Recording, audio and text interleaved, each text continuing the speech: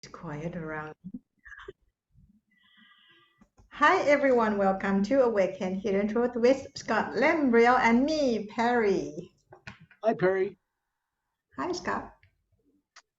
We are debating some really important issues about how we get work out in the world that actually changes consciousness and benefits people, and how you do that without compromising that work to make money because other people are willing to use a following or use notoriety to sell their products off this work. And there are right places for that kind of thing to be done. Social media stuff, talking about cooking stuff and exercise is all fine. It's okay to work with companies that way.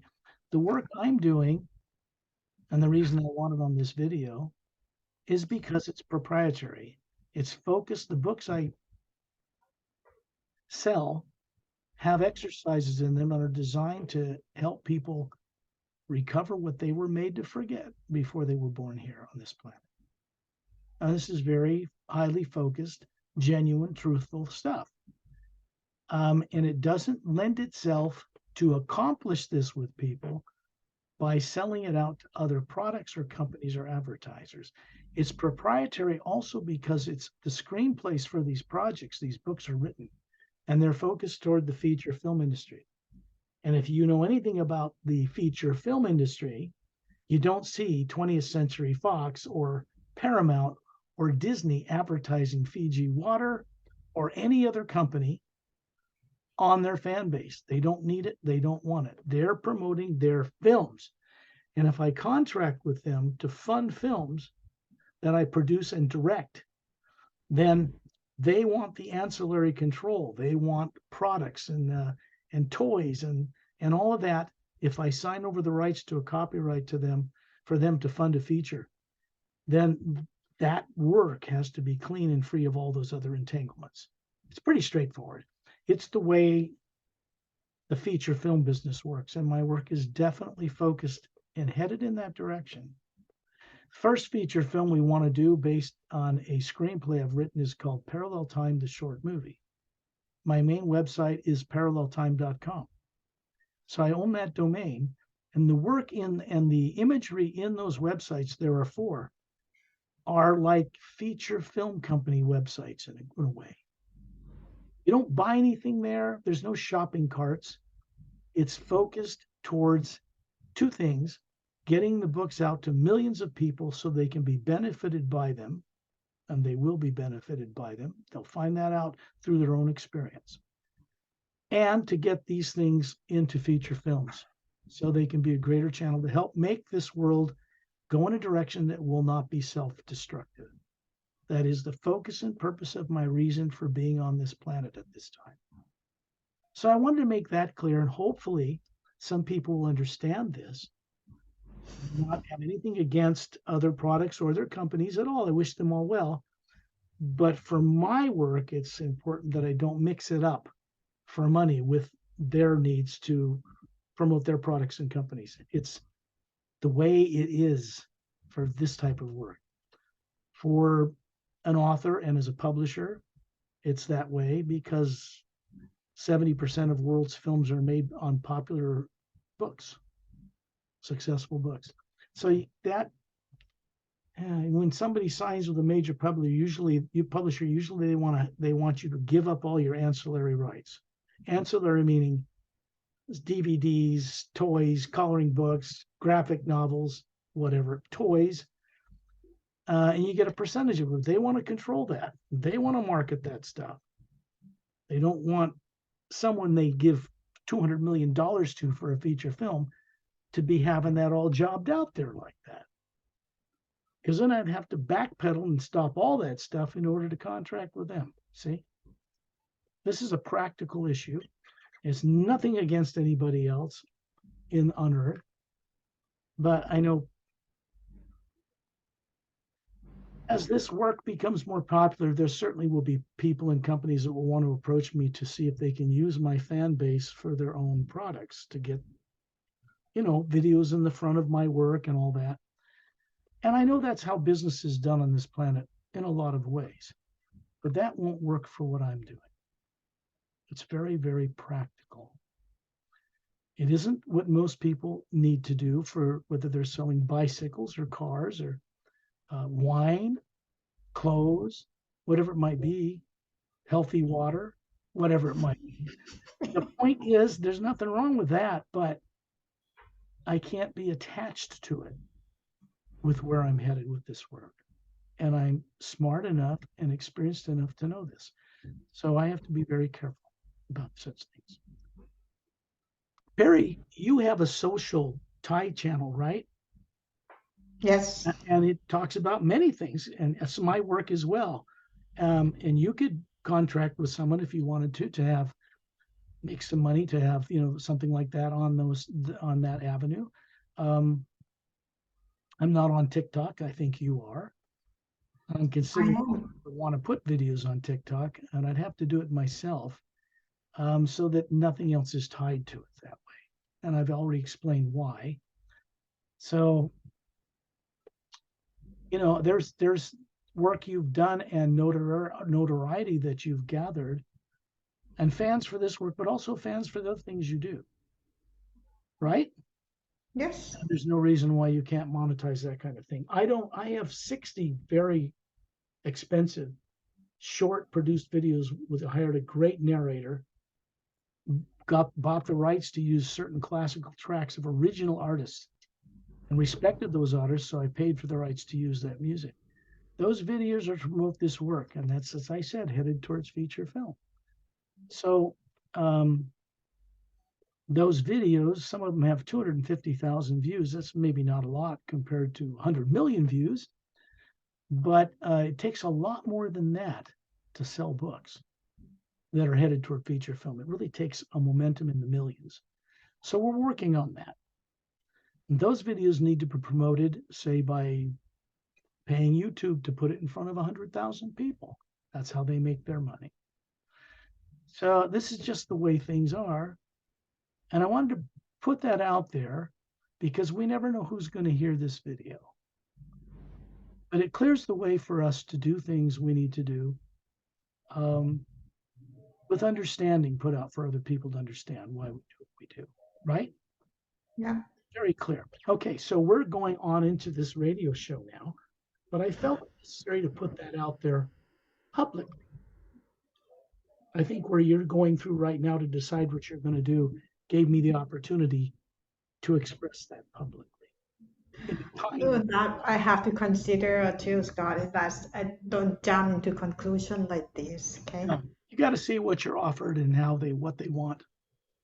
But they're not going to be able to utilize the work we do together on this radio show Correct. because of the reasons I clearly explained. And they're very valid reasons and they're genuine.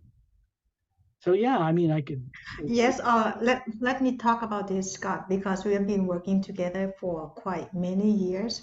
And this was not only Scott and I that working together. Behind the scene, they are friends all of time from other planets too. So we have to do respect all of them. That's why we do this without no advertisements and nothing, no money involved. Beings are wondering on Earth today whether extraterrestrials exist. Of course, the most highly classified people on Earth know quite well that they do. They've met them. They work in a classified secret operation with some of them. I'm not talking about reptilians or grays or something like that.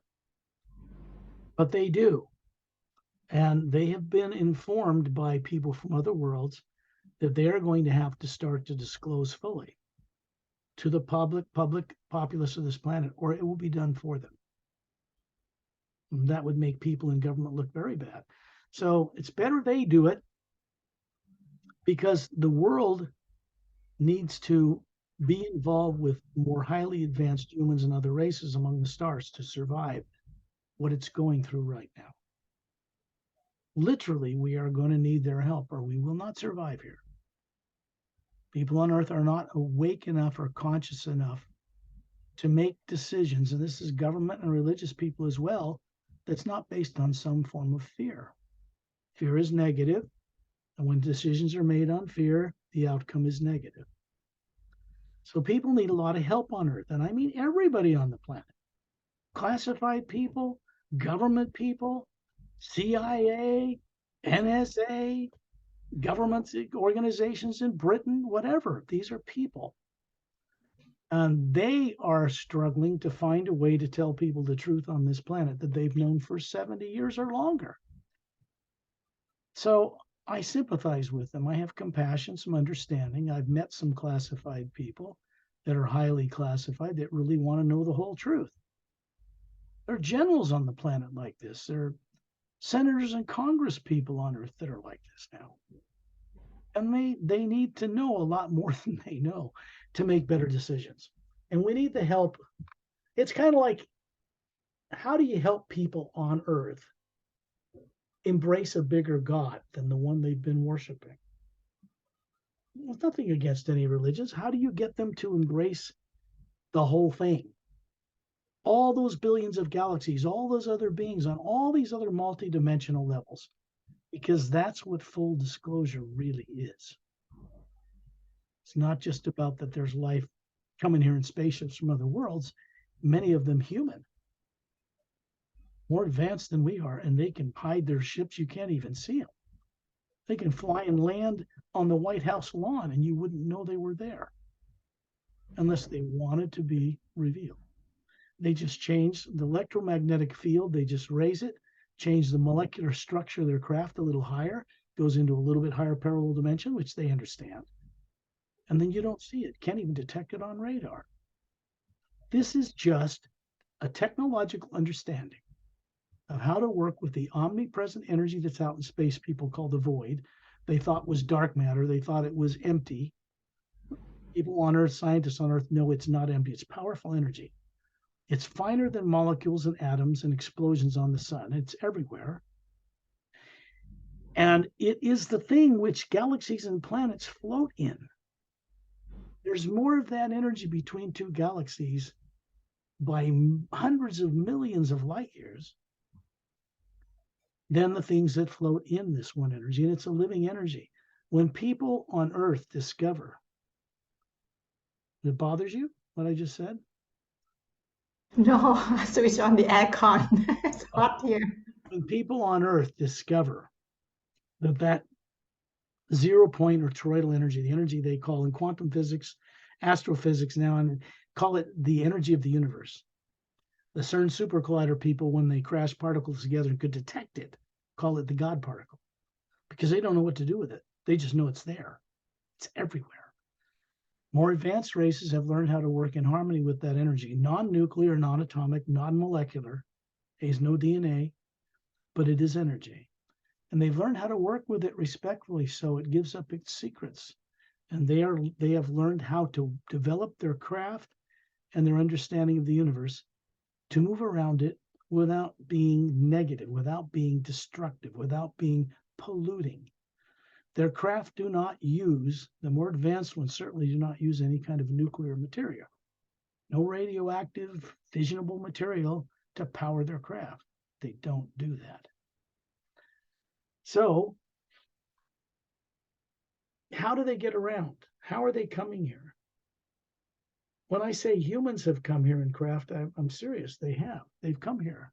They're coming here. Particularly when people started setting off thermonuclear explosions in our own atmosphere, crying out loud, that radiated the whole planet with toxic radiation. They stopped it after a while because they realized they were going to kill off all life here if they kept testing those things above ground. It wouldn't need a nuclear war. So that banned worldwide, and no one tests them above ground anymore, and haven't for decades. So that's a good thing. Damage was already done to the ecosystem of this planet from that, and it has to be repaired. There are radioactive particles in the deep well waters of the Himalayan mountains from those tests today. That's not healthy for people. It was the drive of a world war that compelled people to reverse engineer bomb technology that was given to certain people on this planet, breaking an off-world galactic treaty. And Hitler's scientists were the first ones. That was stopped, or we'd all be dead. If the people who set those bombs off were alive today, they would have had a nuclear war here. Something other than what is from Earth prevented that. It means launch computers can be shut down from space in Russia, here, China, anywhere. North Korea, doesn't matter. If they want to shut them down from space, there's nothing anybody on Earth can do about that. If we're so stupid and fear-driven on Earth to annihilate ourselves, if people from other worlds didn't kindly intervene, at least to that degree, they would have already destroyed this planet. They tried. So when I talk about disclosure, disclosure is a lot more than just disclosing that advanced, kind, wondrously evolved people, some human, many human, others not, travel the stars and have technology to cure any kind of genetic disorder or disease, replicators, all that kind of thing, domed cities that cannot be penetrated by nuclear weapons, any of that kind of thing. This is old technology out there with them. The thing is, people don't understand is they're not going to come here and dump it on the subconsciously fear-driven people of this planet.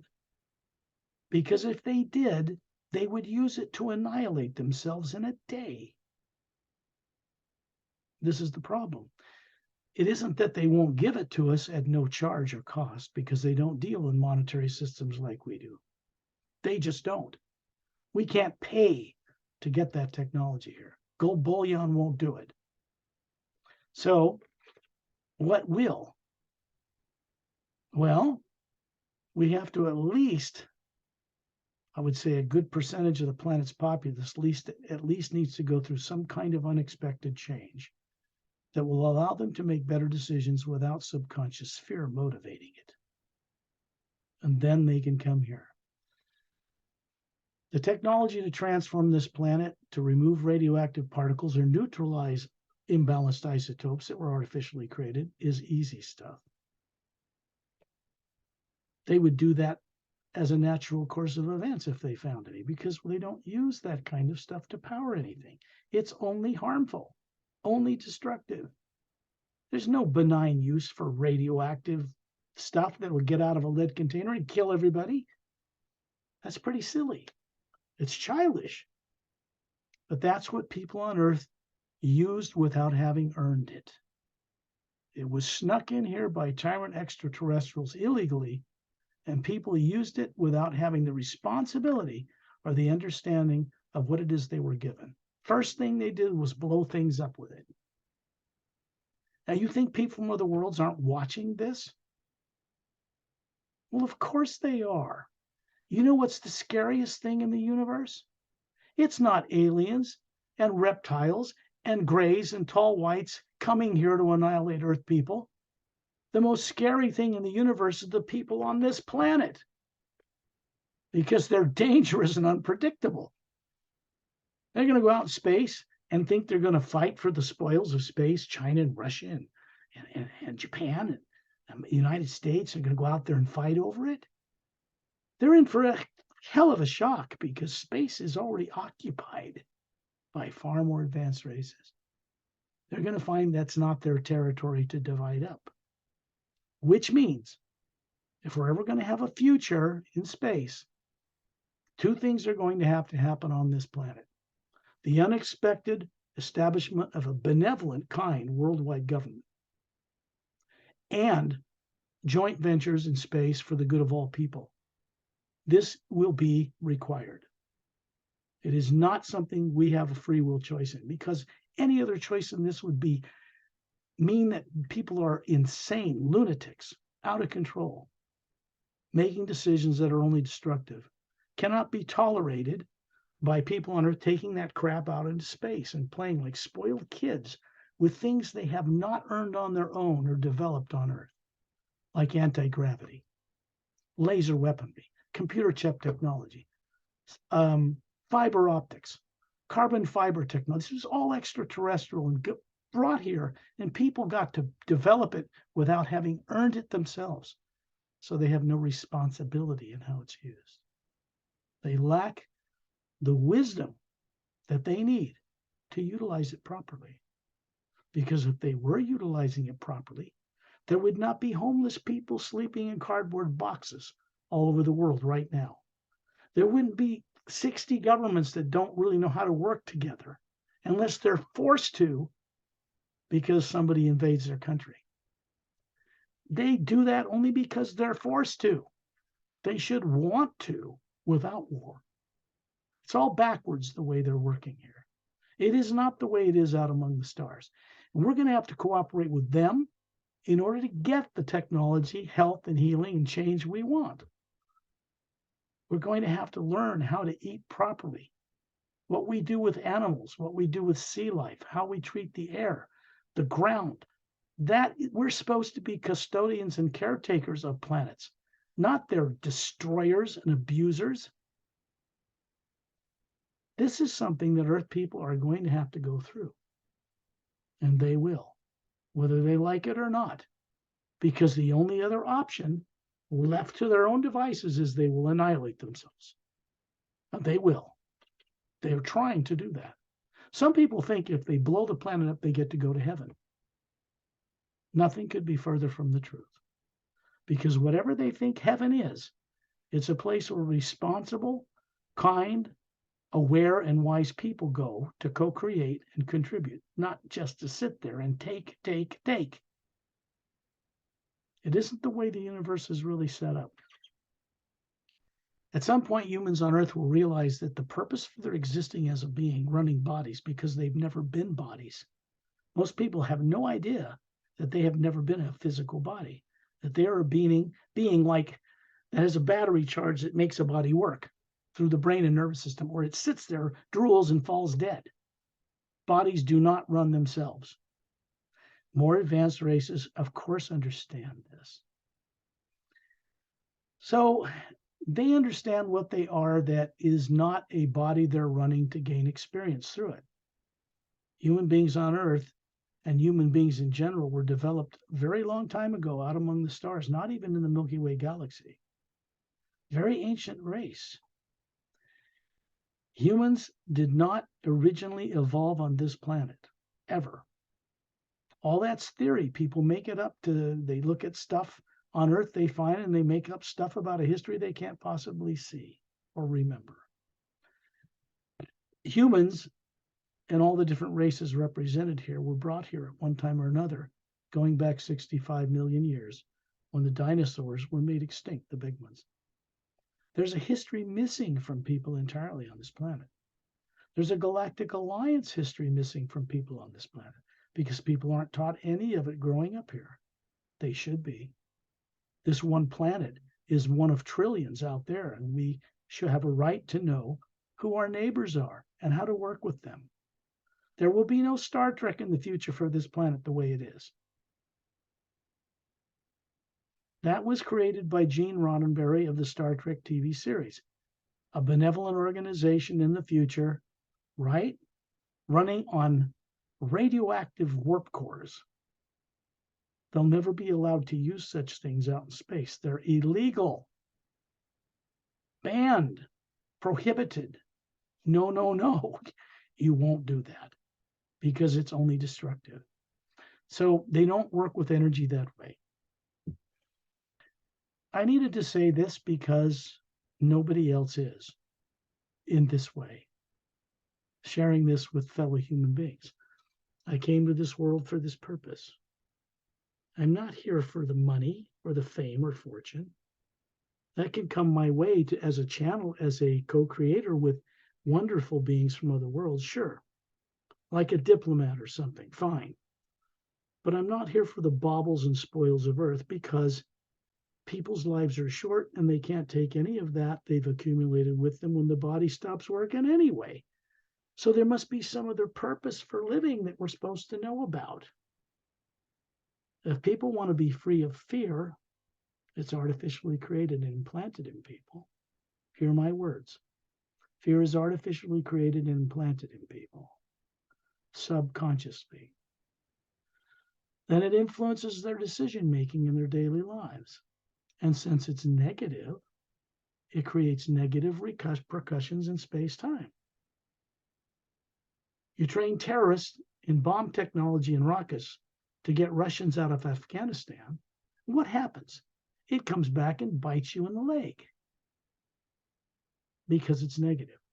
So even though it seems right, it ends up creating huge death, terrible expenses, wastes of money, wastes of life, wastes of personnel, because people don't understand how to utilize their imagination properly on Earth. If we imagine and are trained from birth to only imagine good things for ourselves and our families and fear the present and the future because of nuclear war and all this, then people are split in half as beings. They're sending out imagination to this one force that supports everything and telling it to bring both things to them. And it does. It's a living energy and it will respond to our imagination. So imagination is not made up in the human brain at all. It doesn't originate there. They're never going to find it there. They're not going to dissect brains someday and see a motion picture camera projecting on a movie screen the other side of the brain cells. That's never going to happen because the brain in the head is not for that purpose. When people imagine something like daydreaming that everybody does so easily, they're actually seeing it somewhere else than where they are, whether it's on half a continent away or planets away. It's the ability of the true being we are to see into the multidimensional universe, into that one energy they call 0-point toroidal, or the energy of the universe, and communicate with it. And what beings really are that they call soul is spherical in shape. It has actual structure, but it's not made of nuclear material. It's made of the God particle. It's made of 0-point energy, the energy of the universe. Same stuff that's out in space that all things float in. When you're out of your body as a spherical being looking at it, it looks like brilliant golden white light. It's not black like you see in Hubble Space Telescope images, time-lapse images that gather all this light from all these galaxies so far away. It only appears that way to human beings because human eyes and human bodies and genomes on the DNA that create eyes for people on Earth are limited to a small spectrum of the frequency. They can't see far enough into the higher frequency to see what it looks like, so it appears black to them. But it really isn't. So more advanced beings from other worlds see it for what it is. They know what it is. They could share that with this planet. You want to change consciousness on a planetary scale, you have to work with billions of other beings out there who are willing at least to dip one little toe in intervention in this planet before it goes up in smoke. Because they'll know how to do it. They know how to do it without destruction, without rioting the streets. How to bring about a great change that everybody's afraid to do. They know they have to, but they're afraid to do it. Even the people that have been told they have to disclose fully, that are classified now, know they have to do it. And they have a certain time, it's not my timing, that they have to do this or it will be done for them.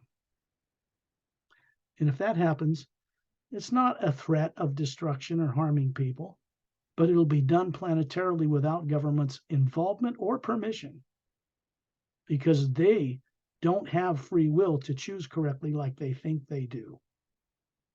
And they do not have the right to annihilate themselves and affect life in many parallel dimensions that can be accessed on this planet in certain places, that can affect other worlds and other systems.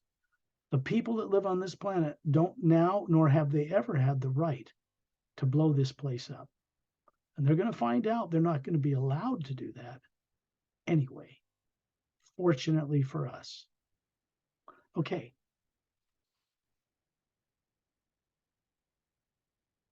I do work, as you know, Perry. You've had your own experiences with them, with beings from other worlds and other realities, because they aren't limited to come to this planet like some scientists who are not classified believe.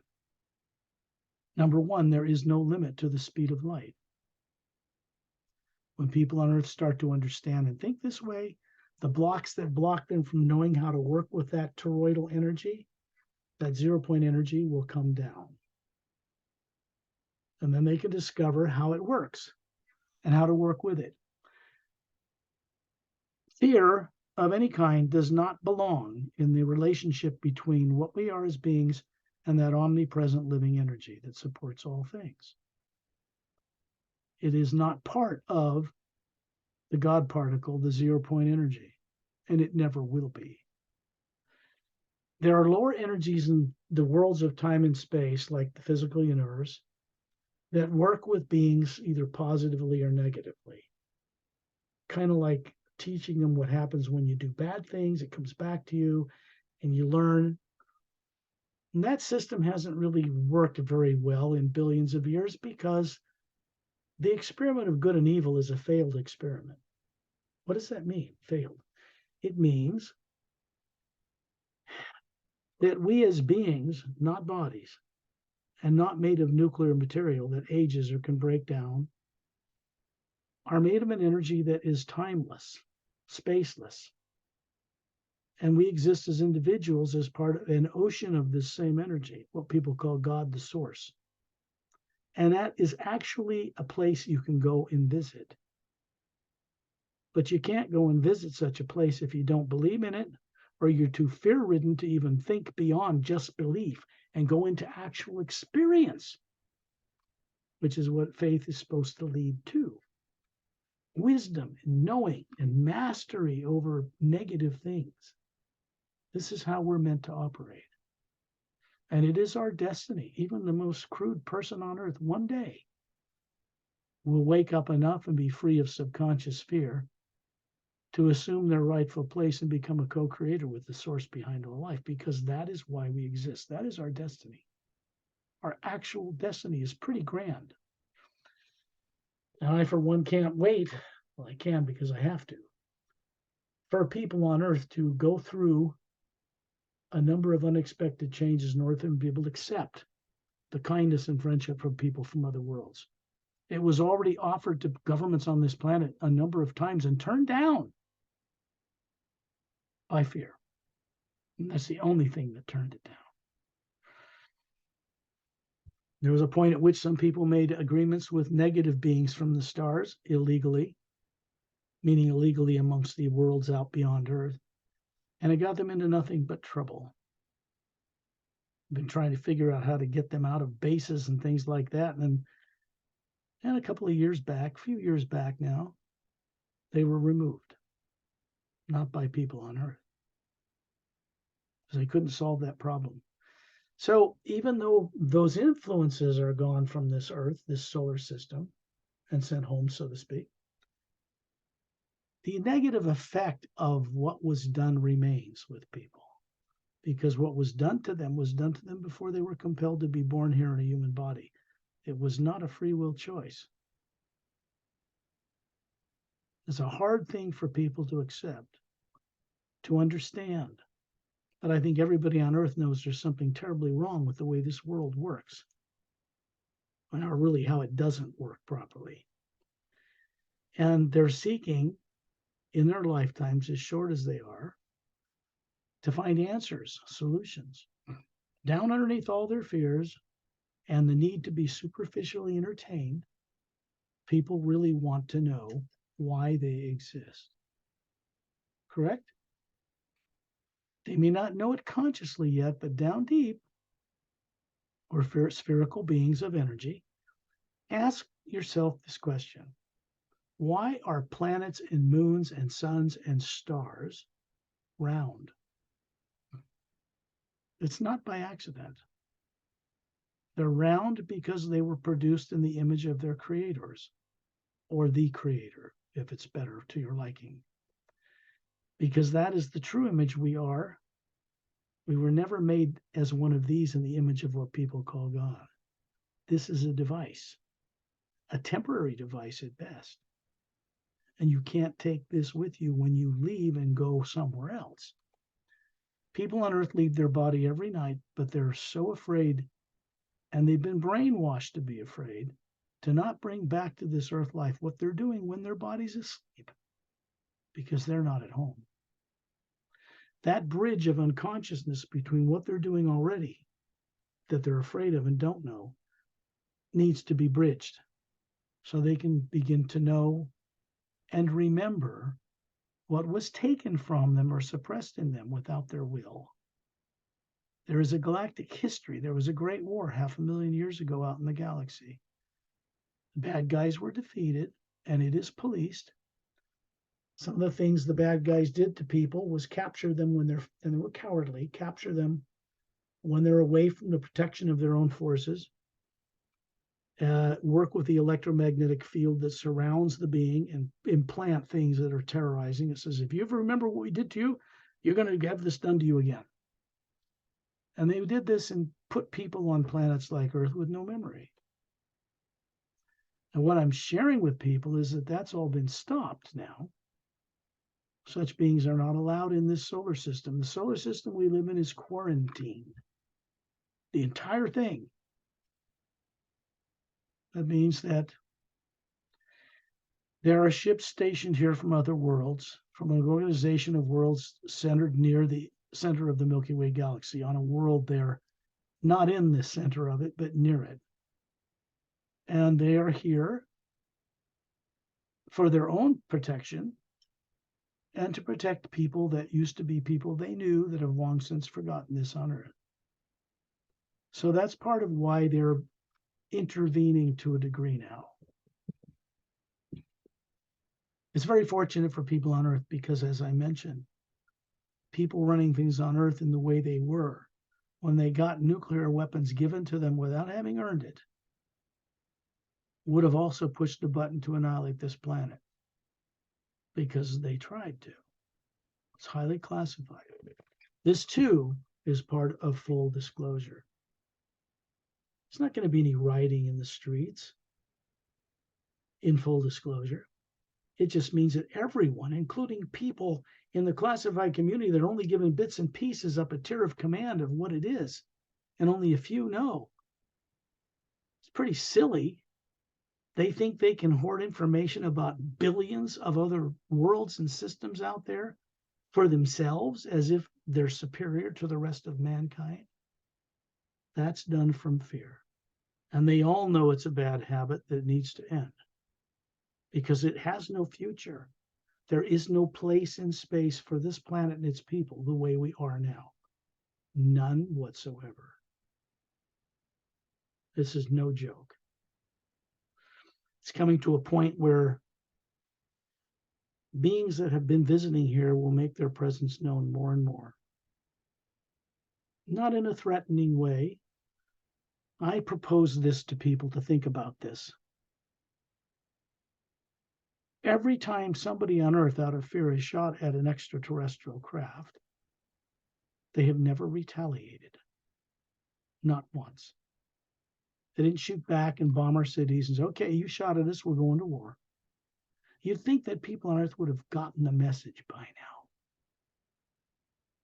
now. They don't fire back. Maybe they don't mean us any harm. If they wanted to come here and dominate this world with their technology, they could do it in an hour. Are you kidding? What triangular reverse engineered anti-gravity craft on Earth are going to fight that? They don't even know how to pilot those guys interdimensionally, much less go clear across the galaxy in them like other races do. So who are we competing with? Only ourselves. I work with the first half of the word human because even that word did not originate on this planet. It is a way that a human being, at least people on Earth at any rate, can send us out or say it that opens a door in the pineal gland in the center of the human brain. And it connects to a pure energy that is not molecular, that is not atomic, that is not nuclear, that supports such things that are moving in slower vibrations, hovering in it, like electromagnetic fields of a galaxy hovering in this other energy. And the beings running bodies on Earth are actually comprised of that very same energy. Non-nuclear, non-atomic, non-DNA. So more advanced beings that travel the stars understand their relationship with this one energy, this supportive energy. They advance so far because they work in harmony with it. They don't try to use it to destroy their planet. They don't charge gold bullion on money from another world to sell them oats or grains. They don't barter. Those worlds work together, and their children grow up inspired to create new ways of doing things for the good of hundreds of millions of worlds. This is what people on Earth are going to have to cross paths with one day and deal with it. Grow up. Because we are not now, nor have we ever been alone in the universe. The universe that people see out in space is just one field, one parallel dimension of it. There are levels to the physical universe. And then there are higher main divisions or dimensions that go up way beyond what some esoteric groups call the void. Some people think that's the realm of the Supreme Being. It is pure energy, but it is not that realm. It's much higher above that than what people think. People can explore it, but only when they're aware of it. You cannot travel on that one energy out of body unless you're aware and respectful of it. It's not possible otherwise. So, when I send out the hue in these journeys, Perry, I'm not the only one doing it. I'm doing it with very advanced masterful beings who generally wait for us outside the atmosphere of the planet in space. Why? Because that energy has no negative nature in it. All the negative things and positive things that have been done by people to people and animals in the culture and the ecology of this planet since it began is recorded and kept within the atmosphere that surrounds the planet. It does not go outside into space. A radio wave can, but you can't store that radio wave in that energy. You can't put negative things in it. They don't mix. And since it is a supportive energy of all life, we need to work how to be supportive with all life. And then it becomes like our teacher. The source, prime creator, starts to take over our education, provides a certain protection around it, and it begins to bring people on a journey back home, the place they originally left from billions of years ago. We are all responsible, whether we can accept it or not, for the condition of this planet. Not just this planet, but the entire way the lower dimensions of time and space are run. And the reason for that is simple. We as beings, not bodies, pure energy, individualized, have been around since the beginning, from the source itself, before the worlds of time and space were constructed. This means that you got some pretty old beings running around unconscious, dumber than bricks in bodies on Earth right now. And it'd be better for the entire universe if they were not. Did you want to say anything, Perry, before we go on a journey? I just want to go back when you said people on Earth are not trained to use the right imagination. Because from my experience, when I say it to Thai people, people might think that imagination is something big, but actually, every thought when you think, that you create your world. So just be careful. That's why people think positive and negative. Only thing like what we eat today. This is the imagination too. So when you send out, please watch out what you really want in your life. Yeah, it simply means this. What people call thought is not made up in the brain either. There's no one on Earth that can say there's where thoughts come from. They're sent from synapse to synapse. No, those are just electrical signals. There is a being running the pineal gland and running that nervous system that is not part of it, is not nuclear, is not molecules, is not atomic in nature. It's like you get in a car and you want to go to the store. The car is your body. The engine's your brain. Unless you turn that key on and imagine going to that store, you will not drive that car to the store. It's the way beings run bodies on Earth without knowing it. We have to go back in galactic and interdimensional history for people to remember what was done to them and how. And the only thing that will be of any value to any fellow being on Earth is that they have their own direct experience awakening this. Because then they know. They've gone beyond faith into really working with the source behind all life directly. That's what all that training is for, to get to that point. First half of the word human is Hu, H-U.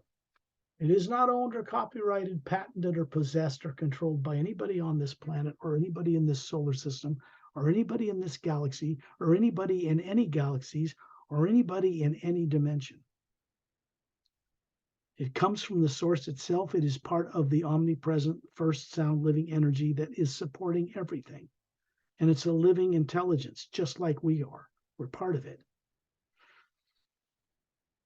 When we go into the Hu, like I said, it opens a door in the pineal gland. When people think something about fear of the present and future, and who can blame them? Look how they're brought up, the way the world is. Then they're sending out this imagination that is negative, and the energy that's in the atmosphere supporting this world, that it turns on its axis, it's floating, and an electromagnetic field of the Hu is floating it in this bigger Hu. That's what it's doing. A galaxy has the same field around it. It looks the same. The field, electromagnetic field, surrounds the being running a body. It also surrounds the body in the same way, up through the spine, through the chakras. The problems with people is that they have been mistrained for many reasons to imagine fear of the present and future and then want a good life for themselves and their family, so to speak, as an example. And the problem is they're creating both. They're like little gods clothed in rags. They don't know. They don't need to wear the rags. They don't realize that the purpose for the imagination comes from the spherical being they are, looking into that energy and knowing stuff all throughout the universe, other planets, talking with beings from other worlds, going on a spaceship. Beings from other worlds can see you come in their spaceship as a spherical being. They get an image of what you look like back on Earth, like an energy projection that looks just like you, but perfect, about 36. And this is what they know and what they see. They don't come to this planet in dark ignorance, unaware of what and who we are. Their biggest challenge is figuring out ways to get people to snap out of their subconsciously suppressed hypnotic state, where they don't remember anything. They don't know where they were before this life. They don't know what the source is. They pray to it, but they don't dare know it. They can, but fear has to be set aside first before they can enjoy that process. Fear is artificial. It's implanted in an artificially created subconscious energy field in the toroidal field that surrounds people. And they look out in the universe through it and see distorted images. Don't you dare know this or we'll eat you. That's an implant. Not the little chips under the skin. That was developed on Earth. No. This has to do with how people came here with no memory. That's not normal. People on Earth think it is because they haven't been awakened yet. They don't know any better. Okay.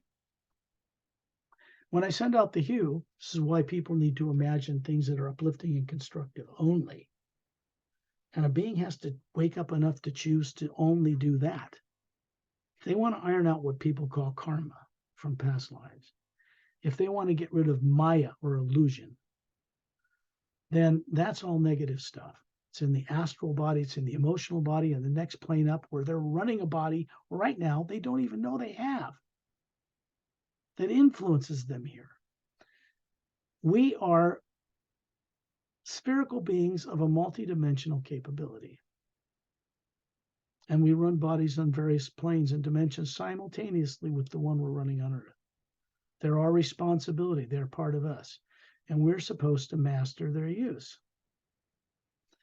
The purpose for that is to become a co-creator that can be trusted with the source itself. That's where freedom comes into all this, real freedom. True free will is the ability to choose wisely and correctly without creating negative repercussions in space-time. The basic law of physics says every action creates an equal and opposite reaction. That deals with thoughts and feelings too.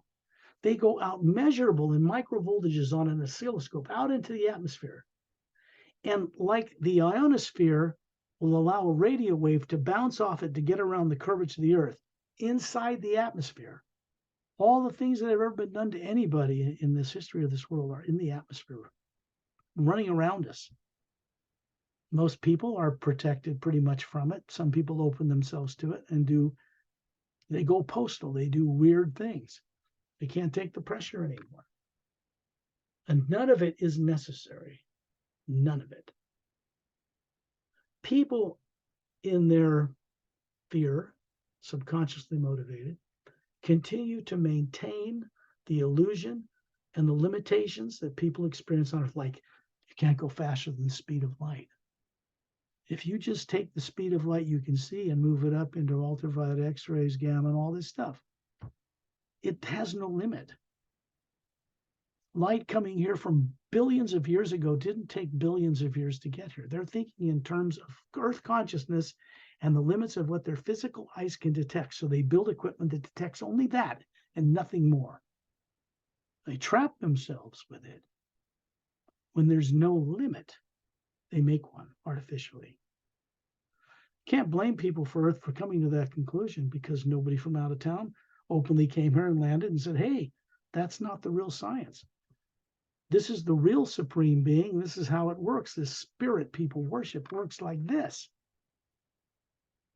If people on Earth want to really know that stuff and be responsible and fulfill their destiny, they're going to have to know the structure of the multidimensional universe, because as spherical beings, we are capable of comprehending it. As one lifetime, one personality, one brain, and one body, that's impossible. Nobody learns in this brain in one lifetime anything about any of that. The stuff I wrote in those books I published could not have been made up in my brain. I didn't grow up on Earth knowing any of that. I couldn't have imagined it. I had to live it and see it and touch it and taste it and merge with it in order to bring it here. And I need people to know that, because they're capable of knowing it also. When I hew, Ambassador Turellian is a human, not from Earth. And their race were very tall compared to Earth humans, 18 to 25 feet. They did not evolve originally in our Milky Way galaxy or in Andromeda. They're much older than that. They have 12-stranded DNA, not 2. The genomes that make up our twins' DNA strand come from them originally, as do many of the races that travel the stars, that walk on 2 legs, that don't even look human. They had a hand in that long ago. They brought and nurtured races up to spacefaring capability and then departed this dimension to see what we'd do with it. Consider that they work for the source behind all life. And then you have a better understanding of our lineage, where we come from, where these bodies were developed. How it got shut down to 2 strands is another story in Galactic History 101. This is the kind of thing that cannot be made up. You can't fantasize this stuff. You have to live it, see it, know it, in order to even pen it. If more authors on Earth understood where they're going to a trance state, much like sleep at night, and they're actually out of their body, seeing the stuff they're writing about, they would be much more conscious and capable beings here. Making money from stories and feature films is all very fine, but if it doesn't relay any of this to anybody on Earth, it's not very helpful. And I can't blame anybody, because they didn't know any better. And the times are different now. Energy out in the universe is changing. Fortunately, Earth is in the middle of that change, moving our way. Or we would have already destroyed life on this planet. Done deal. inevitable. Many people pray for an Armageddon to go to heaven. That's imagining an entirely an irresponsible and improper manner. How can you respect the source behind all life and pray to a divine spirit to wipe your planet out in order to have some kind of spiritual liberation or freedom? Makes no sense, does it? Why would a God want that? Well, they don't. If a person is allowed or set free to go to the source and experience the source behind all life for themselves, they realize right away when they're there that it does not demand that they worship it. It requires that we respect it and each other. There is a big difference. So it doesn't change what people believe is there, but it makes it more enlightened for them to be able to work directly with it. Faith should lead to experience. On normal worlds, this is what happens. Earth is not yet normal in this way, but it is destined to be this way. When I send out to you, these other beings like Terrellian are doing it with me, and there are many. So what we do is go outside of the Earth's atmosphere, and we do it by leaving our bodies in the same way we do it every night when the body is put to sleep. The trance state called sleep people go through every night just means that they must be pretty masterful at something, even though they've forgotten everything else. And they can put that body to sleep and leave it. It snores. There's nobody home. And it's running. The pineal gland secretes melatonin, makes serotonin, runs the body on automatic when you're gone. There's an energy connection to that body from the being to keep it breathing, heart working, blood circulating. In the morning, you come back and wake up and you have dreams sometimes, you remember. And dreams are not made up in the brain either. They can be clear, they can be distorted. The distortion comes from fear being mixed with what you bring back, or fear that you took out when you went out there and came back with it. That distorts clear perception.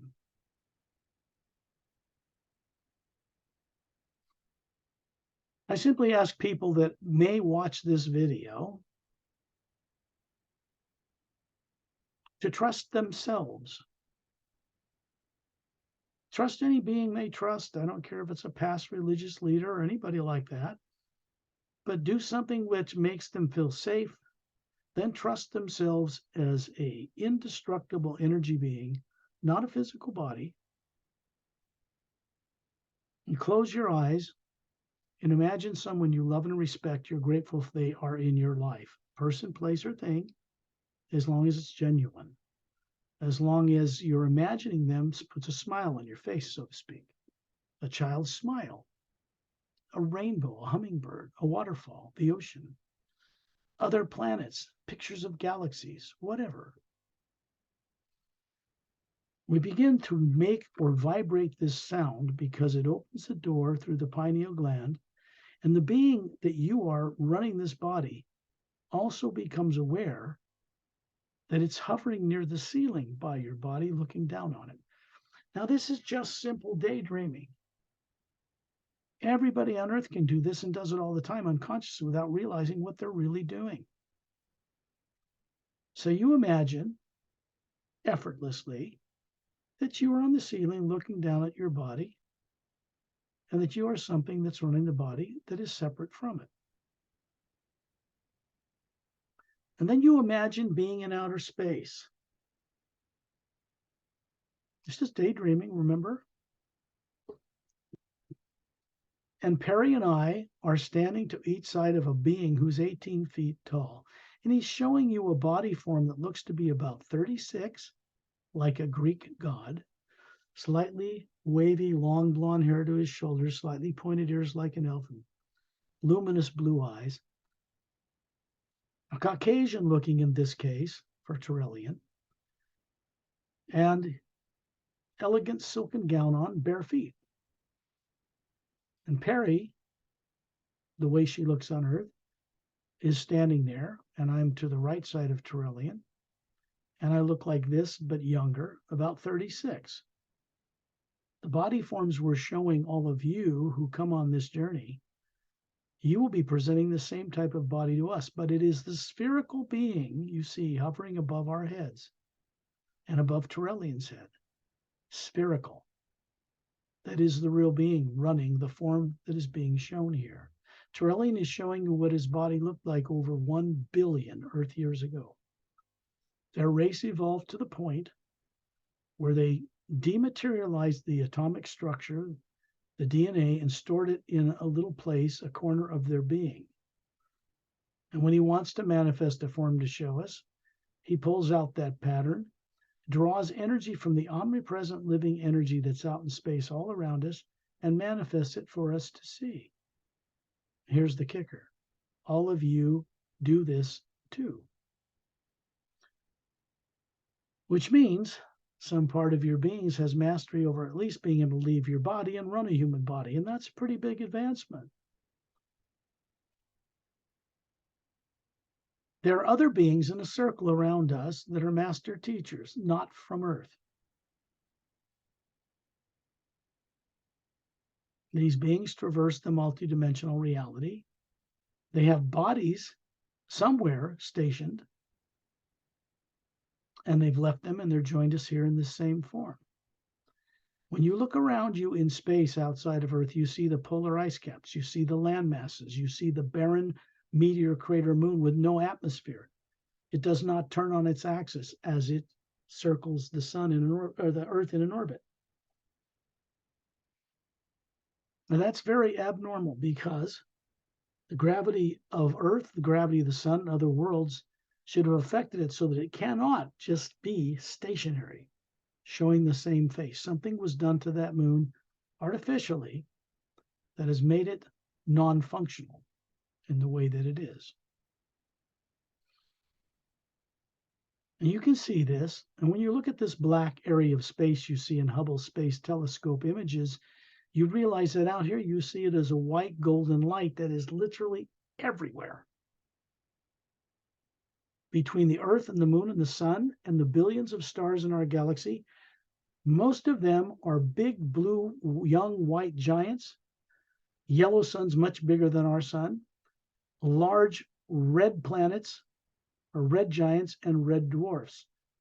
And most of the planets that circle those stars are binary or trinary, meaning the majority of worlds out in our galaxy have two suns, one revolving around another, or three. And the planetary systems revolve around them. That affects those worlds so that those that are habitable have no polar ice caps. They're usually much larger than planet Earth, but have similar gravity because of what I just shared with you. Human beings that evolve on such systems are much more highly evolved with higher formed DNA. They developed the ability to travel the stars and all that hundreds of millions of years ago, many of them. No big deal. Their young kids and adults grow up, and kids on many of those planets I visit and have come from, by the time they're 10 years old, they have an equivalent level of training to a person that to having 10 PhDs compared to a person on Earth. They have photographic memories. They're telepathic, which means they can speak with vocal cords or mind to mind. And they grow up with the motivation to serve all life, to create new ways of doing things, whether they choose scientific fields, artistic fields, or whatever it might do, growing food, to benefit life on hundreds of millions of worlds that are part of an organization of world systems. This is how they work. They know how to run worlds properly. They know how to depollute polluted worlds. They know how to provide people like those on Earth, when they're prepared for it, to travel the stars and be trusted with it. People as they are on Earth now cannot be trusted with it. It's evident with anybody that has eyes open to see and hear, can see the world's conditions and know we are not prepared for such things. We can be. To do it, we are going to require the open assistance of many worlds and many beings are willing to help us out. They are not interested in running our governments or taking over. They don't think this way. I'll begin to send out the hue so that it can establish a doorway into other dimensions and to other worlds. Terrellian, myself and Perry and others, a master teacher named Ramu and a master teacher named Opelum from other worlds. Ramu's about 6 feet tall. He's over off to Perry's left side, and Opelum's off to my right side. There's 12 master teachers in a circle around us, both male and female, showing us 36-year-old bodies and very bright, clear atmosphere hovering above them. This kind of thing is a normal function for normal people on normal worlds. To them, it is normal. To people on Earth, it would be like they're angels, or they'd be very uplifted by the energy that comes through such beings. And Ramu has a maroon-colored robe on, simple sandals, a belt tied around his waist, swarthy, has a brown skin, a short curly black beard and hair. He holds a staff in his right hand made of quartz, and he looks to be from someone from Tibet. Or he looks Tibetan, but he's not. And he has a physical body stationed in a city called Agamdes in the third higher parallel dimension of the physical universe on Earth. This means Earth as we know it has levels to it in different molecular time rates. That's still within the physical universe.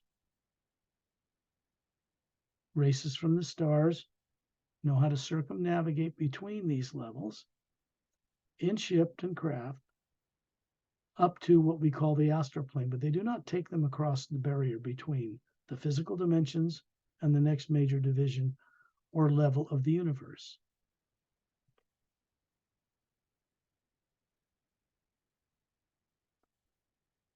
This crystal staff is about 6 feet tall and has a cross with a vertical oval with a hole in it. Looks like the Egyptian symbol for eternal life. It's a device. It's his trademark. He always carries it. The being Opelum to the right has pale blue skin, lovely like moonstone, jet black hair to his shoulders, emerald green eyes, slightly pointed ears like an elf, yes. Simple kind of silken single piece bodysuit, and on it is an image of a galactic alliance of world systems. And it is a silvery galaxy with a golden pyramid with a quartz cap hovering above the nucleus of the galaxy and 3 blue stars in triangular formation above it. That is the symbol for the Galactic Interdimensional Alliance of Free Worlds, which is how it's termed near the center of the galaxy. It is not a federation. A federation idea was borrowed from Gene Roddenberry in Star Trek. But that's not what it's called out there.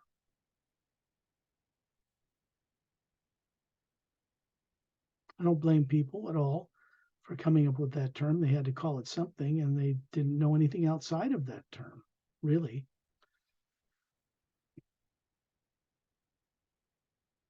And Opelum is human. He's ageless. He has what's called an immortalized body back on a planet called Oceania, which is on the other side of our galaxy, 4 times bigger than Earth. It's water covered with a few islands near the equator. It has 3 moons the size of Earth, no polar ice caps, and dome cities on it. There are dome cities and clearings on the islands around the equator, and dome cities at the bottom of the Oceania Ocean, connected by vacuum-sealed transport tubes. Now, Pelham is holding up his right hand, and you can see little webs between his fingers. He lifts up his neck. You see 3 little gill slits. You wouldn't notice if he didn't lift his neck. They evolved with the ability to breathe underwater or on land. And they also have Sayre's DNA in them.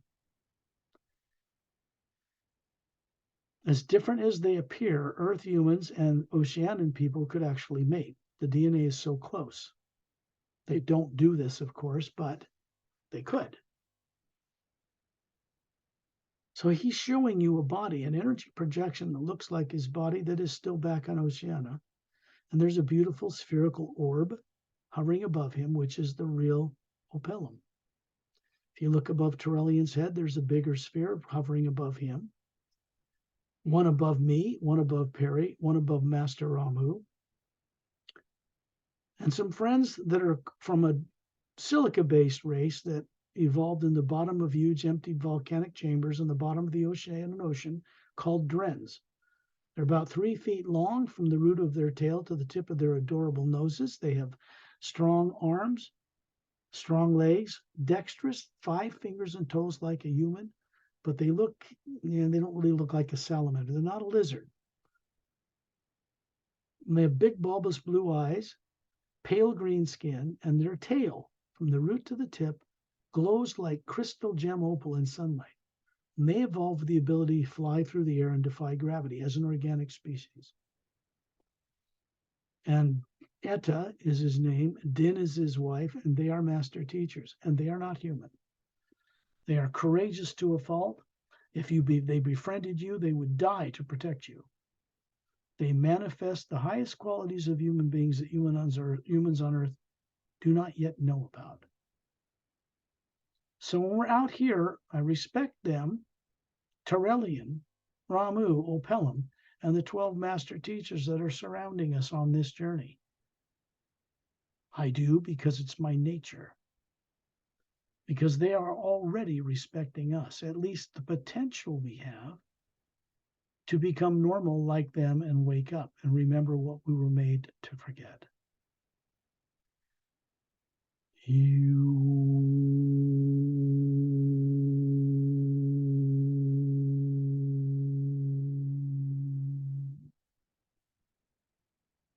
This first word that I'm using my vocal cords to demonstrate for you only vibrates the physical head upward.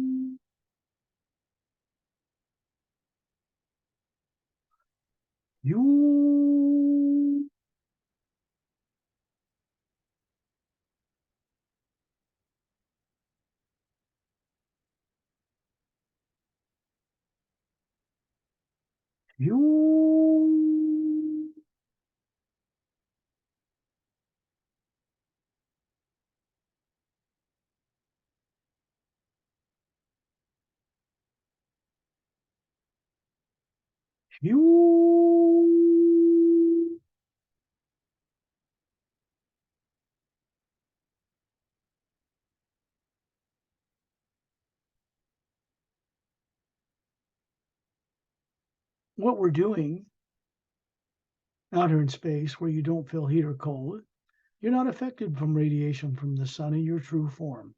What people on Earth call soul is spherical. If you look at Torellian, it has a white, brilliant core. Then there's a layer, a certain thickness of teardrop shape, self-effulgent, self-luminous teardrop shapes that are yellow, white to yellow. Another layer, concentric circle out, that goes into a little bit of orange, then a little bit of green, another layer, another one into blue and violet and lavender and gold surrounding it.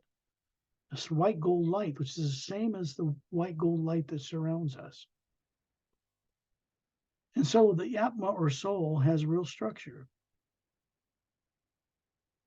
It is such beings as this, operating collectively from the source itself, that built planets and moons and suns and stars. There's an order of beings called silent mentors that are the technicians or mechanics of creation, unknown to people on Earth, mostly unknown to the Galactic Alliance until recently, that maintain galaxies and worlds and suns and moons spinning on their axis. They maintain the interdimensional doorways between different dimensional levels.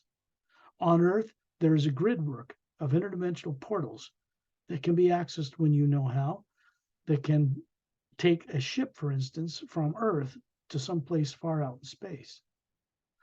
And there is a triangular grid work of such doorways on planet Earth. Blowing up the planet would affect life in those other realities in a negative way, and that cannot and will not be tolerated.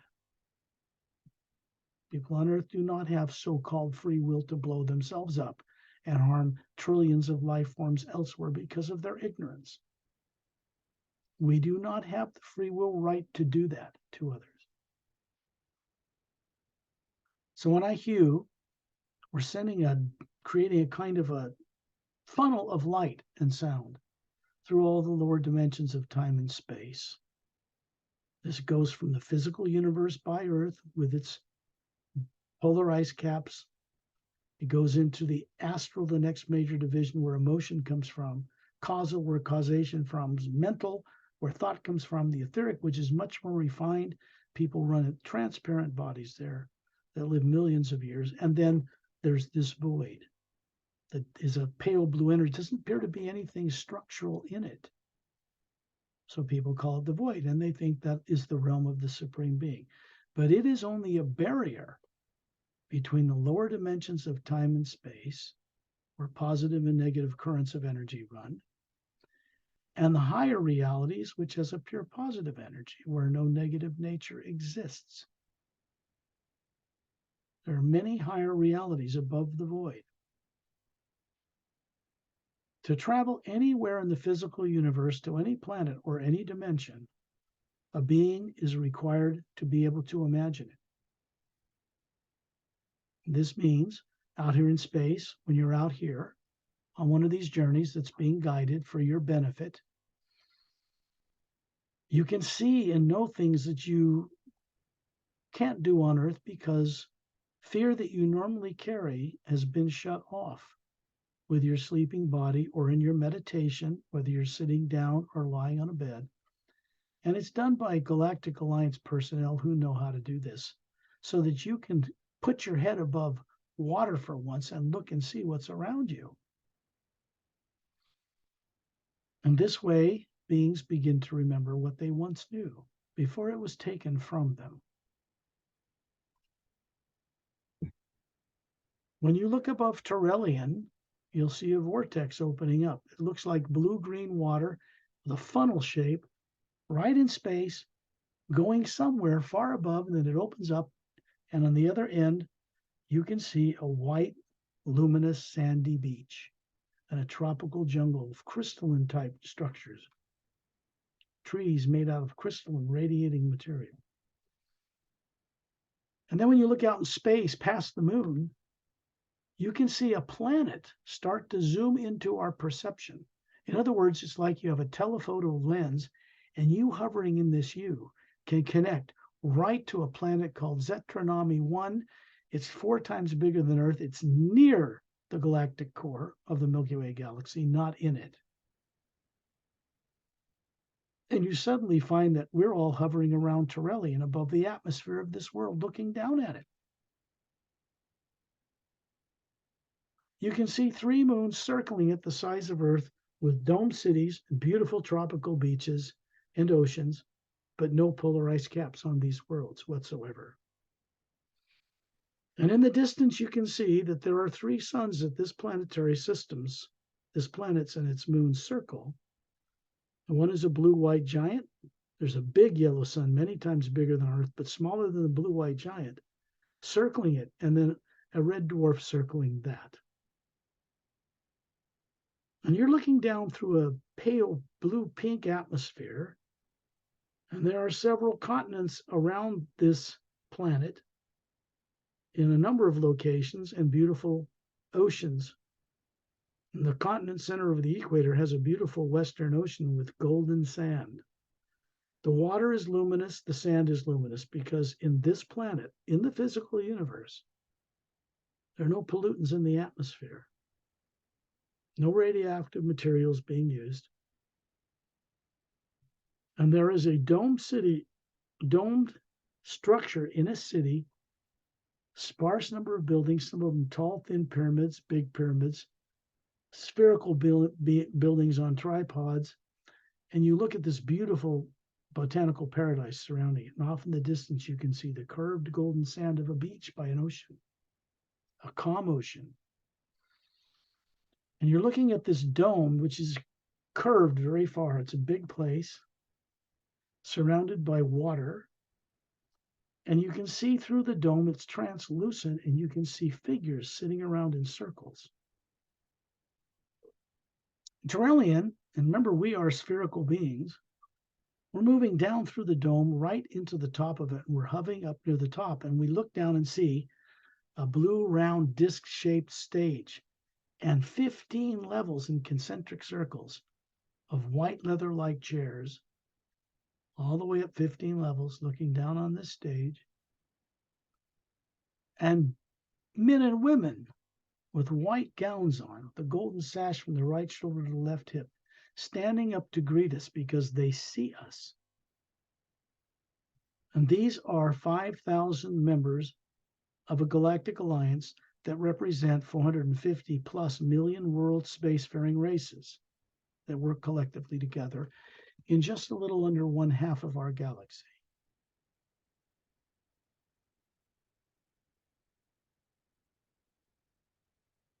They look to be about 36. They do not appear to be aged as older adults.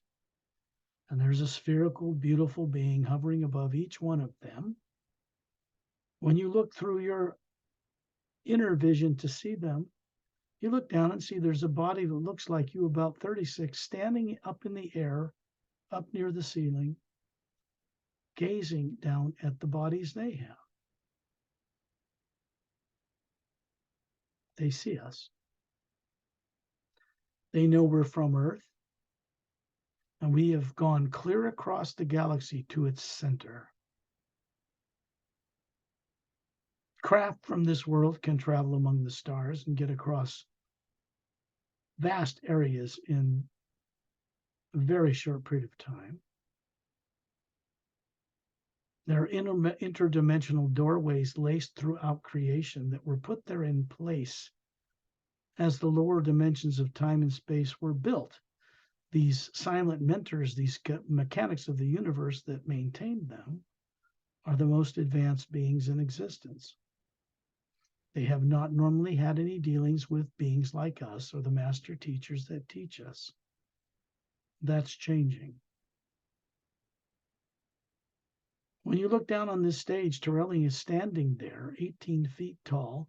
He's got a big blue book under his arm. Looks like, says the Sayre's agenda. He takes it out and opens it. It floats in the air. And when you look down on the pages, you can see these hieroglyphic, like golden fire letters moving and dancing on the page. You can't read them, but you can simply go down into the book as a spherical being and be part of what it's sharing. Takes an instant, then you're floating back near the ceiling. The big spherical being that's Torellian is hovering near the ceiling with us around him. And you look down on this book, and now you understand it. And it speaks about the multidimensional creation It is imbued with the omnipresent living sound we call the hue, and it can be streamed right into the center of your being, to the white core. And you can begin to remember you once knew this.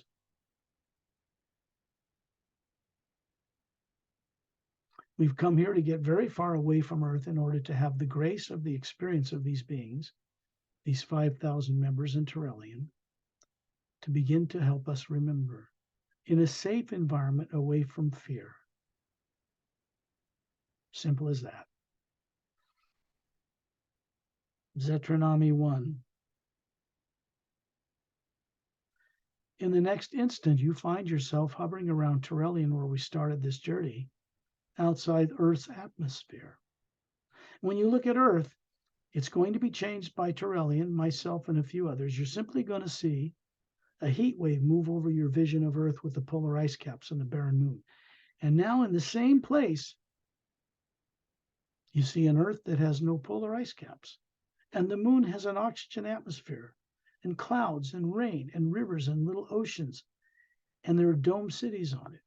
And it's turning on its axis as it revolves around the Earth. There's a huge continent centered over the equator, from the left to the right hemisphere, and it moves gradually up towards about a third of the way below the North Pole to the western side, the eastern side, and then back down about a third of the way above the South Pole, and then back to the western hemisphere. You can see through the planet because you are an Atma, and you see there's another continent 2/3 its size, center over the equator. And the sun that looks the same off in the distance, and beautiful big blue-white giants, yellow suns and red suns off in the galaxy, floating in a white golden field of light. 0 point toroidal, the energy of the universe, divine spirit, whatever you want to call it.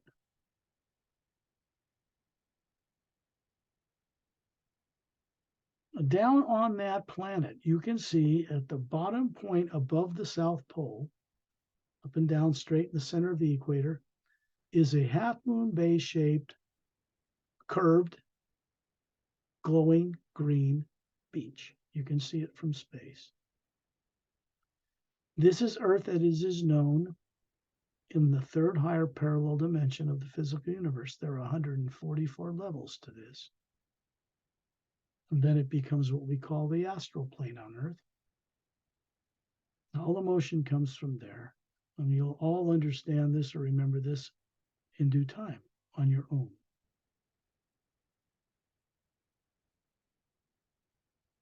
You look down and you realize that your feet, your bare feet of this energy body that looks like you about 36 is wiggling its toes in this glowing green sand. It's glowing a foot above the sand. You pick up some sand in your hand and you look at it and you realize it's little polished, clear, glowing crystal emeralds. And those glowing crystals absorb into your hand, which is made of energy, goes up through your head. You look up smiling, goes into the white core of your being, the sphere that you are, and out into the green layer. White, yellow, orange, green, blue, white, yellow, orange, red, green, blue, violet, lavender, and gold, surrounded by golden energy. So this is how we really appear. This is how the source behind all life appears, but it's much bigger.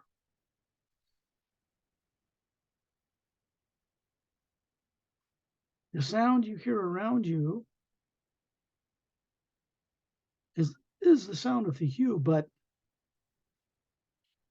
there are birds that come out of the tropical jungle trees and hover in front of us, dozens of them.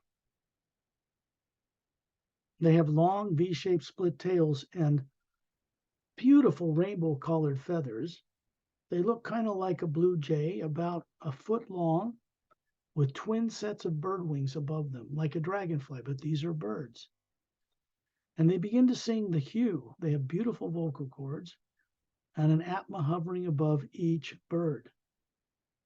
And they sing the hue on multiple levels in beautiful harmony. In the distance, you can see couple miles inland to the right, a single snow-capped glacier-covered mountain, and a huge clear dome covering a city with 3 golden pyramids inside it. A small semicircular mountain range in the background with waterfalls, put there for the aesthetic beauty and pleasure of the people who work there. And an oval-shaped emerald green glowing lake, a countryside with little white pathways and little ivory-colored dome dwellings. Up on the mountain to the western side, there is a cavern opening and there is a roaring waterfall pouring out of it, 2/3 the way up towards the mountain's summit. And it's dropping thousands of feet down a cliff face to disappear behind a blue-green forest that surrounds the backside of this dome city. Above the waterfall is an oval man-made tunnel with dome-shaped lights leading into a tunnel that goes down inside this mountain. Comes from the 3rd parallel dimension where this place is, and is transformed into through another dimension and then down to Earth. And that tunnel comes out in an interior hollowed out base that was established inside Mount Shasta in Northern California in 1908.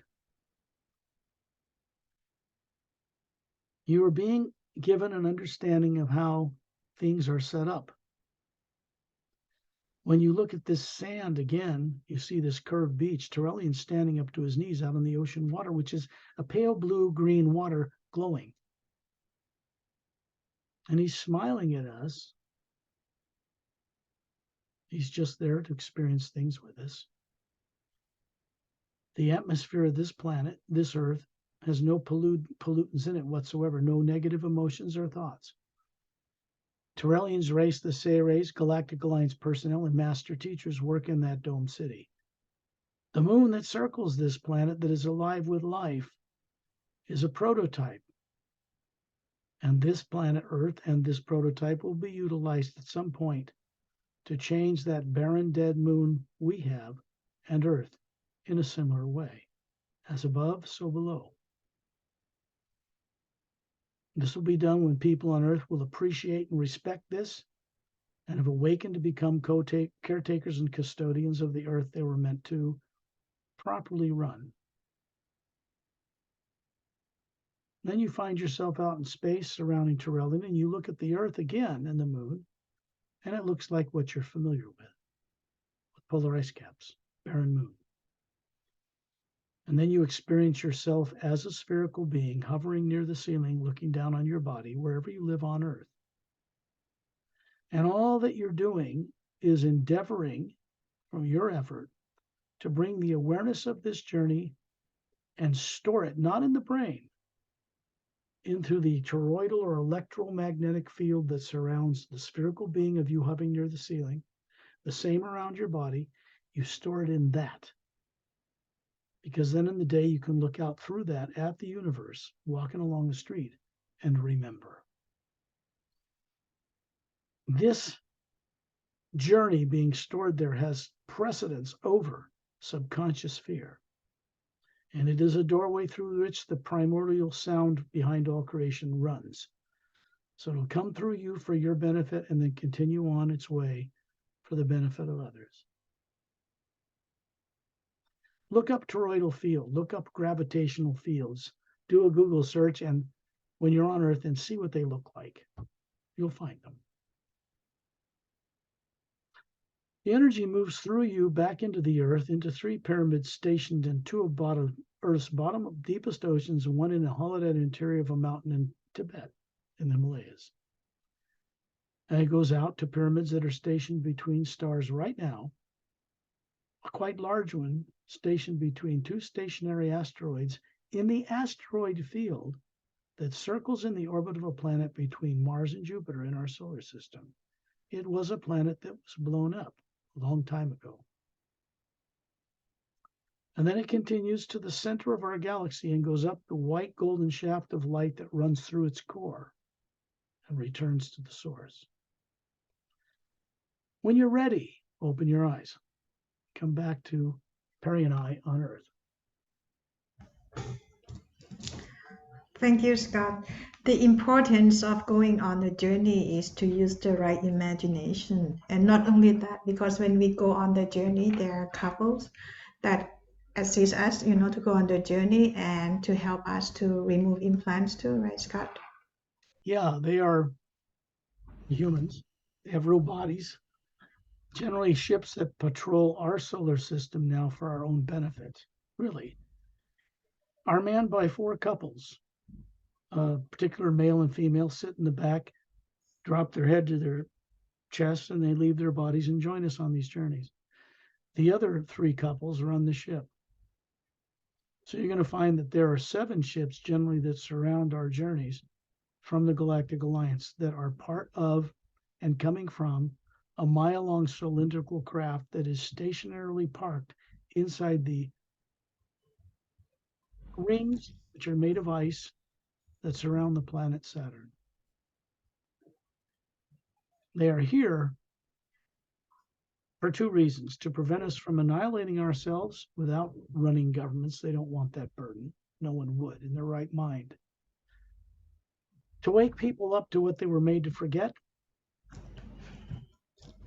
and to protect their systems and worlds from the quite lunatic behavior of people on Earth who would do drastic, radical things out of fear or brainwashing to the kindest beings that may visit this planet. It's as simple as that. I would recommend people who watch our shows to read your Discovery's Agenda book and 3 other books too, and go on journeys. Like me, myself, I go on journey 2 times a week at least. And then you will start you are recalling experience who you are. This is a mile-long cylindrical ship with an anti-gravitic field around it.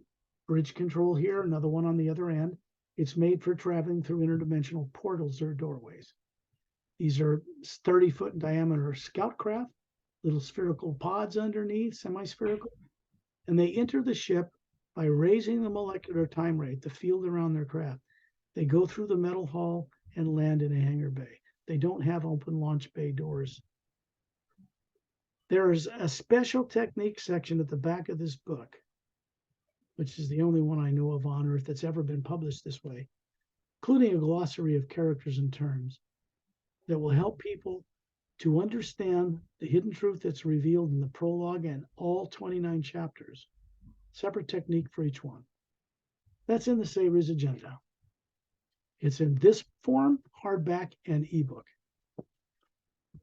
And this is more about what is changing out in space among the stars, amongst those races, that is encouraging them to intervene more on Earth to save us from ourselves here. The other books that I'll show you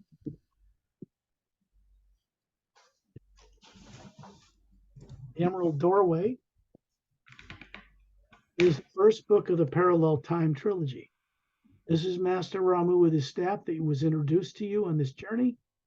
It's Kalim Melina. She's the daughter of Opelum. This is 100,000 years ago. This is Etta, the Dren I talked about. And this is the Ancient One, Source, Prime Creator, come down through the 5th dimension, through the void, down here, because this master is sharing, awakening them to what this looks like, because that's what soul looks like. Not one of these. These beings at the time, have one of these hovering above their head, but none of them know this until later. This is more about what happened with extraterrestrial and master teachers from other worlds that had to do with our solar system and Earth 100,000 years ago, just prior to the last polar flip of this planet. So you find out in here why the poles flip. And this is about how these beings were compelled to come forward in time to present day Earth. This book, Guardians of the Ancient One, there's Ramu again, Kalim and Melina and Etta, and what's called a Morum down here, Oh, there it is with big teeth, and that's part of the adventure. When these people are put through what's called the cave of fear, so they confront their worst fear in order to be free from its effect. So that's the second book that continues the journey of the training of these beings by beings like this. And the third book is Journey to the Center of the Universe. It's a bad guy. These are alien ships. That's Melina swimming down under the ocean towards one of these dome cities. This is not a journey to the physical center of the galaxy. It is a journey to the center of creation, many dimensions above the physical worlds. This guy, in the end, gets pulled all the way up there. So when we make the feature films on this, people will be able to go on the journey when this bad guy's pulled all the way to Prime Creator and is offered freedom from all the terror he's caused, which he turns down. And then he's sent back to Earth to live a different lesson until he knows better. So this guy, Sendar, and this book has to do with extraterrestrial involvement involving source behind all life 100,000 years ago. It's connected to the Savior's agenda, which is about what's taking place out in space now. That is different, unique, never happened before. Okay, and they all have glossaries of characters and terms in the back. Those who have the books, whatever books of Scott Lamrell, please read every single word. I would recommend, even glossary of characters and terms. Because when I read all these books, I, how can I say, recalling my experience, like downloading the energy, downloading into me. But it doesn't happen only with me. The Thai people who I recommend to read these books, they also have the experiences too. And Uh, since they don't read English, they put them under their pillows. It's an instruction I gave them. Because yeah. when they're out of their bodies at night meeting such beings, they're talked to in Thai and they can understand these languages and they're getting benefit. We are in the process of getting donations from Thai people because it's very expensive to publish the Savior's agenda in the Thai language. I want to do this as a favor, as a kindness for these people, but it's about $19,000 to do one book. The most expensive thing in publishing is publishing in other languages. It cannot be done in a hokey, cheap fashion. It has to be done very well so that what is revealed in English will be revealed in Thai. Perry's going to be involved in making sure that happens. And actually, we accept all donation from all around the world, Scott, right? But now we are going to make it into Thai first. There's 4 websites that have been developed for feature film work, books, ancillary, and all that. So you'll see they're different from other websites you might visit. Paralleltime.com, which will be put on this video, all 4, so people can go there. My YouTube channel with 60 short videos, promotional videos that have been created that are really highly well done. And my Facebook page link. You can go to those things. There's nothing sold at any of these websites. There's no shopping carts there. Links to go to Amazon and iBooks and all that are there in Barnes and Noble. And this is for anybody around the world. If they want to get a book, they'll go to Amazon.com in France, for instance, and it'll be printed there and shipped locally. So we provide the direct links to the proper sales page for the online retailers, but we don't have a shopping cart. We don't take people's credit cards or personal information. There's a donate button, which we started to do for Thai people. But anybody that wants to contribute to helping to transform this planet can contribute through that donate button. And that will be put to and for the purpose of changing this world unexpectedly. I'm not doing it to buy a car or a house or anything like that. It's for the benefit of life on Earth. Those who have the experience from go on the journey with us and read the books, you are free to share your experiences with us or can write to Scotland Rail. Yeah, I have a contact page link for media radio show interviews, but for people who want to contact me, If they write to me and they're sincere, I'll write back to them. And I only have so much time to deal with lots and lots of people. So my reply to them will always be positive, constructive, and for their benefit. And if they can take that in that spirit, they will gain a lot of benefit from contacting me through the contact link at the top of the page.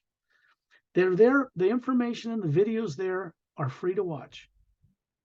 So you can gain a great deal of understanding about who I am, why I'm here, and what this work is about, from looking at and studying the websites, watching the videos, reading the books, and you'll be preparing yourself to go through a dynamic, unexpected change. Correct. Okay. Thank you everyone for watching. If you like our videos, please thumb up, subscribe, okay, and share for others. Thanks for To having the courage. benefit others. Thank you for having the courage to do this with me. It takes courage.